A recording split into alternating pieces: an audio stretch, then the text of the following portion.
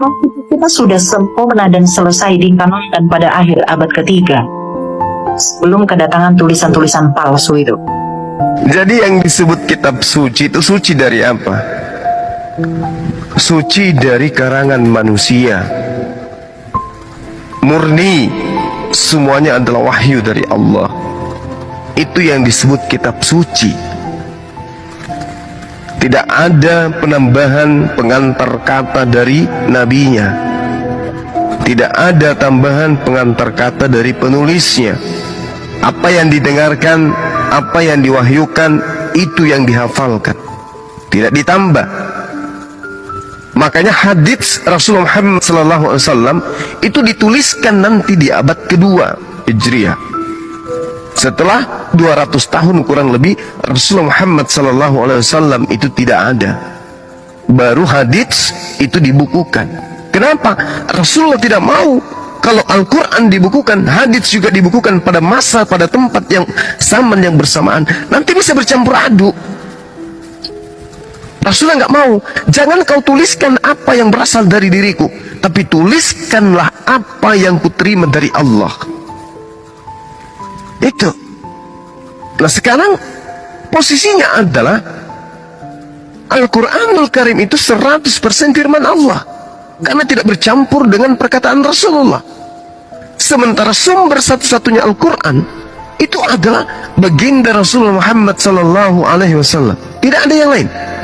Makanya kitab kami Al-Quran cuman satu, sumbernya Rasulullah. Demikian juga hadits, sumbernya dari Rasulullah. Nah sekarang kitab saudara, sumber firman itu adalah Yesus. Siapa yang menerima firman dari Elohim? Di antara Yesus, Paulus, Markus, Matius, Yohanes, dan juga Lukas. Yesus kan? Yesus kan penyampai firman itu. Artinya kalau Yesus penyampai firman, kelima pengarang penulis kitab saudara ini harusnya menuliskan apa yang terlontar dari mulutnya Yesus. Kalau mau dikatakan catatan-catatannya kitab suci. Tapi faktanya kan tidak. Hanya tinta merah ini ucapan Yesus. Itu pun ucapan Yesus ini bukan firman Tuhan. Bukan firman Tuhan. Sabda. Hadits. Kalau di dalam Al-Quran disebut hadits, kedudukan tertinggi hadis qudsi, firman Tuhan yang tidak dibukukan dalam sebuah kitab suci.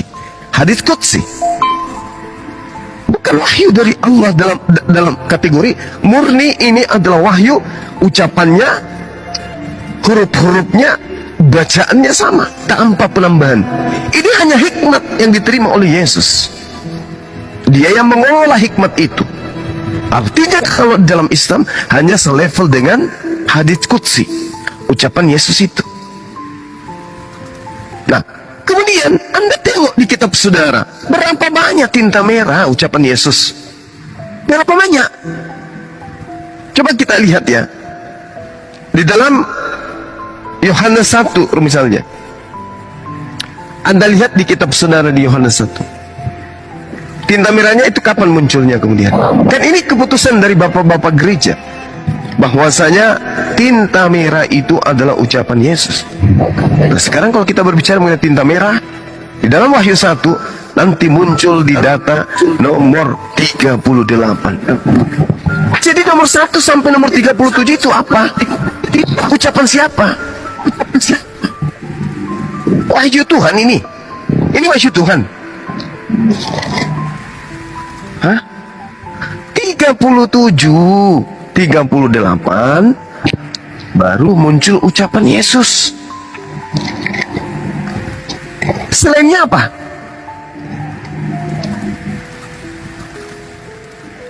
Pengantar. Apa ini pengantar ini? Wahyu juga? Bukan kan? Bukan kan? Kalau bukan berarti bercampur. Kalau sudah bercampur, apa masih bisa disebut suci? Enggak.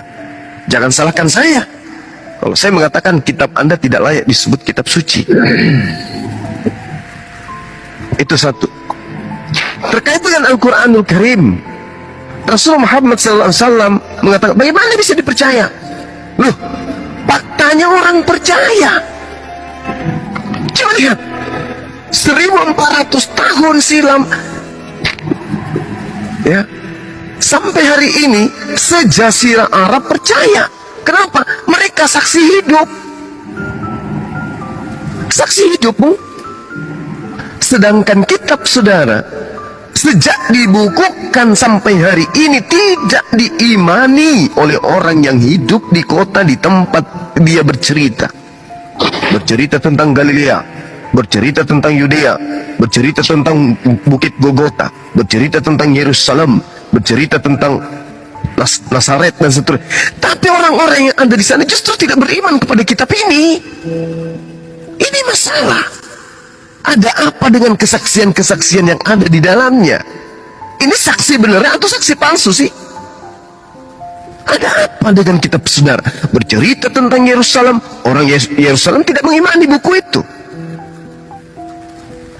Ada apa? Ya, ini adalah tantangan buat saudara. Tantangan besar buat saudara untuk memikirkan kembali iman Anda itu. Apakah perlu imannya direvisi, diperbaiki, atau diganti? Iman yang keliru akan menyebabkan Anda sesat, dan sesat itu tempatnya di neraka. Anda membawa nama besar Yesus, tapi Yesus tidak pernah menyebut sekalipun kitab saudara. Ini apa namanya? Apa namanya? Rasulullah bercerita tentang kitabnya Al-Quran, Nabi Musa bercerita tentang Tauratnya, oke? Tetapi sangat disayangkan, Yesus tidak pernah bercerita tentang kitab Lukas, kitab Markus, kitab Yohanes, apalagi surah-surah Paulus. Kalau Anda menggunakan logika sederhana saja, kitab Anda itu cacat, karena tidak sampai kepada sumber. Demikian.